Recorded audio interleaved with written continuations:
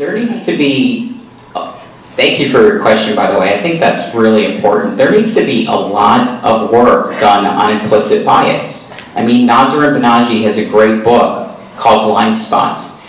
And all of us in this room have implicit biases, whether you believe that or not. And by virtue of us having those biases, it affects our decision making. And that's everything from policing. It's everything from how we vote and how we respect some of the candidates on this stage. Look, I've done this work for a long time in my community as well. I'm not new to my community.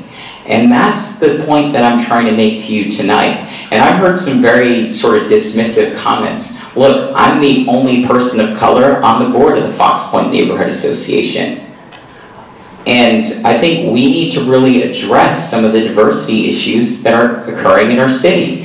Anthony and I worked together to spearhead the coalition of the Providence Neighborhood Associations. We brought 19 organizations across the city together to ensure that we could enhance quality of life. And that's how we lead. And for far too long, what we're hearing is sort of assumptions about other folks on this stage. And I'm hearing some of these assumptions as we're having this conversation, but ultimately what we need to do is tackle these issues head on. And we need to do it with a person who really has been a part of this community, really loves this community, and someone who's actually doing a lot of work in this community. Look, my track record speaks for itself. I think a lot of people on this stage are doing some really great things.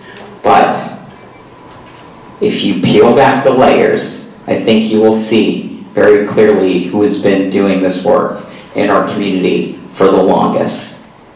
And Jody, we've been interfacing too. I would love to continue that work, obviously, through our work with the Providence Coalition and neighborhood associations.